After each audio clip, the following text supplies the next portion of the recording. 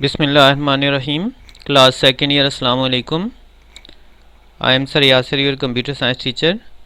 Today we are going to discuss structure of a C++ program, which is the most important topic regards to understanding the C++ program. कि अगर हम C++ programming को समझना चाहते हैं तो हमें उसके जनरल स्ट्रक्चर के बारे में पता होना ज़रूरी है। अब जनरल स्ट्रक्चर को हम देखते हैं। सबसे पहले तो टॉप ऑफ प्रोग्राम पे जो चीज़ हम इंक्लूड करते हैं वो है प्री प्रोसेसर डायरेक्टिव और हेडर फाइल। यानी प्री प्रोसेसर डायरेक्टिव और हेडर फाइल हर प्रोग्राम के ऊपर हम लिखते हैं और ये हर प्रोग्राम के लिए ज़रूरी हैं। जिस तरह से अभी हमने प्रोग्रामिंग की है, हमने देखा है प्री प्रोसेसर डायरेक्टिव, जिस तरह हैश इंक्लूड जो है वो हमारे पास एक प्री प्रोसेसर डायरेक्टिव है और उसके बाद हम टॉप ऑफ प्रोग्राम पे हेडर फाइल्स को इंक्लूड करते हैं। फिर उसके बाद हमारे पास मेन फंक्शन होता है। वाइड यहाँ पे उसकी रिटर्न टाइप है। वाइड के अलावा इंट, फ्लोट, कैरेक्टर भी आप रिटर्न टाइप के तौर पे यूज़ कर सकते हैं। तो रिटर्न टाइप बताती है कि इस प्रोग्राम के अंदर किस टाइप के वेरिएबल्स के साथ काम करेंगे और ये फंक्शन जो है वो वैल्यू रिटर्न करेगा या नहीं रिटर्न करेगा। और मेन फंक्शन सी के हर प्रोग्राम के अंदर जो है वो मौजूद होता है। विदाउट मेन फंक्शन कोई भी C++ का प्रोग्राम क्रिएट नहीं हो सकता। फिर हमारे पास ब्रेसेस हैं। यहाँ से हमारे पास C++ प्रोग्राम की जो है वो बॉडी स्टार्ट होती है और बॉडी स्टार्ट जहाँ से होगी उसके बाद बॉडी एंड भी होगी। और बॉडी ऑफ C++ प्रोग्राम के अंदर जो है वो हमारी क्या होती हैं, स्टेटमेंट्स होती हैं। स्टेटमेंट्स डिपेंड करता है हमारी प्रोग्रामिंग नीड के ऊपर कि हम कितनी स्टेटमेंट्स एक प्रोग्राम के अंदर यूज़ करते हैं। कम से कम एक स्टेटमेंट हो सकती है, ज़्यादा की कोई रिस्ट्रिक्शन नहीं है। तो यही चीज़ें स्ट्रक्चर के अंदर हम एक्सप्लेन करेंगे।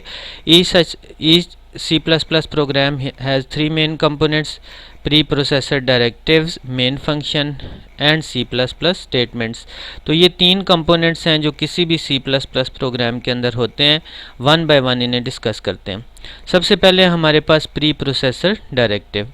अब प्री प्रोसेसर डायरेक्टिव क्या होते हैं? The instruction that are compiled before the beginning of actual program. वो इंस्ट्रक्शन जो किसी भी प्रोग्राम की बिगिनिंग से, स्टार्टिंग से पहले एग्जीक्यूट होती हैं या कंपाइल होती हैं, उन्हें आप प्री प्रोसेसर डायरेक्टिव्स कहते हैं। और ये आपके कंपाइलर के लिए इंडिकेटर होती हैं कि आपके कंपाइल के अंदर प्रोग्राम के अंदर किस टाइप की हेडर फाइल्स इंक्लूड होने जा रही हैं। Each C++ program contains a preprocessor directive. The hash include pre processor directive mostly जो है वो हम हर प्रोग्राम के अंदर इंक्लूड करते हैं और इसके बाद हम हेडर फाइल्स इसके साथ लिखते हैं। तो हैश इंक्लूड जो हमारे पास प्री प्रोसेसर डायरेक्टिव है, it is use to include header files. तो अगर हमने अपने प्रोग्राम में हेडर फाइल्स इंक्लूड करनी है तो hash include pre processor directive हम यूज़ करेंगे। इसकी एग्जांपल्स हैं हमारे पास hash include iostream.h, hash include conion.h। तो यहाँ पे हम hash include pre processor directive की मदद से iostream और conion.h 2 हेडर फाइल्स इंक्लूड करें। इसके अलावा हमारे पास एक और प्री प्रोसेसर डायरेक्टिव भी यूज़ होता है जिसे हैश डिफाइन कहते हैं। ये बहुत कम हम यूज़ करते हैं। It is use to define constants. अगर हम अपने प्रोग्राम में कॉन्स्टेंट्स डिफाइन करना चाहते हैं तो उसके लिए हम hash define pre processor directive use कर सकते हैं। फॉर एग्जांपल हमने एक पाई वेरिएबल पाई कांस्टेंट जो है वो अपने प्रोग्राम के अंदर यूज़ करना और उसकी वैल्यू 3.1416 लेनी हो तो हैश डिफाइन प्री प्रोसेसर की डायरेक्टिव की मदद से पाई हम एक कांस्टेंट वैल्यू 3.1416 उसे असाइन कर सकते हैं। इस तरह से hash define new line \n, तो हम न्यू लाइन को \n जो हमारे पास एस्केप सीक्वेंस है वो असाइन कर सकते हैं। तो जहाँ भी हम न्यू लाइन वर्ड यूज़ करेंगे उसकी जगह \n यूज़ होगा। तो हम अपने प्रोग्राम में 2 तरह के प्री प्रोसेसर डायरेक्टिव यूज़ कर सकते हैं, एक हैश इंक्लूड और एक हैश डिफाइन। हैश इंक्लूड से हेडर फाइल्स को इंक्लूड करते हैं और हैश डिफाइन से कॉन्स्टेंट्स को अपने प्रोग्राम के अंदर डिफाइन कर सकते हैं। उसके बाद हमारे पास इंपॉर्टेंट कंपोनेंट है स्ट्रक्चर ऑफ C++ प्रोग्राम का, वो है मेन फंक्शन। तो execution of every C++ program starts with main function. हर C++ प्रोग्राम की जो एग्जीक्यूशन है वो मेन फंक्शन से स्टार्ट होती है। चाहे जिस तरह से हमने क्लासेस की हैं, क्लासेस में हमारा जो क्लास है हम उसे मेन फंक्शन से पहले डिफाइन करते हैं, लेकिन फिर भी जब प्रोग्राम एग्जीक्यूट होता है तो उसकी एग्जीक्यूशन कहाँ से स्टार्ट होती है?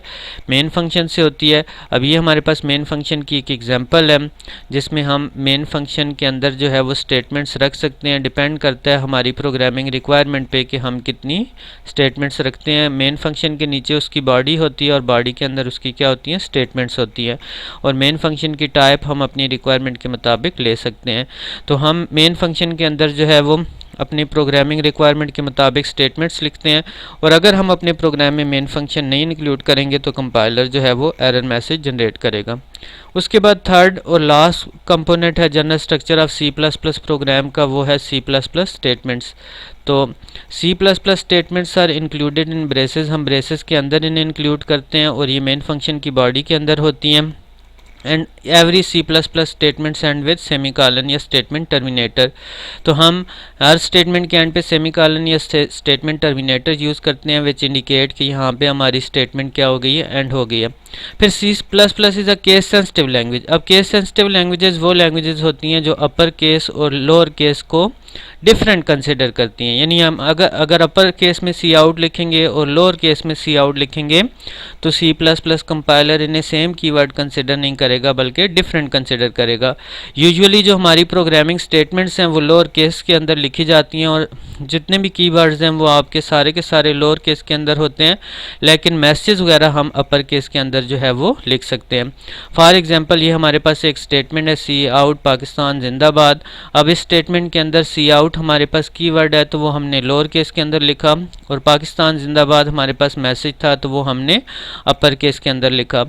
तो इसके बाद हमने सेमीकॉलन या स्टेटमेंट टर्मिनेटर यूज़ किया which is use to end a program. तो ये स्टूडेंट्स हमारे पास सी प्लस प्लस प्रोग्राम के जनरल स्ट्रक्चर था जिसे समझना बहुत ज़रूरी है। इसी के मुताबिक हम सिंपल प्रोग्राम भी लिख सकते हैं और कम्प्लेक्स प्रोग्राम भी लिख सकते हैं। तो उम्मीद है आप जब भी सी प्लस प्लस का प्रोग्राम लिखेंगे तो इस जनरल स्ट्रक्चर को फॉलो करेंगे।